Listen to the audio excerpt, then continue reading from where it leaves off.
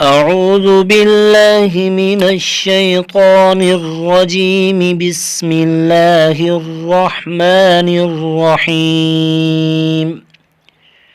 وإن كنتم في ريب مما نزلنا على عبدنا فأتوا بسورة من مثله وادعوا شهداءكم من دون الله إن كنتم صادقين.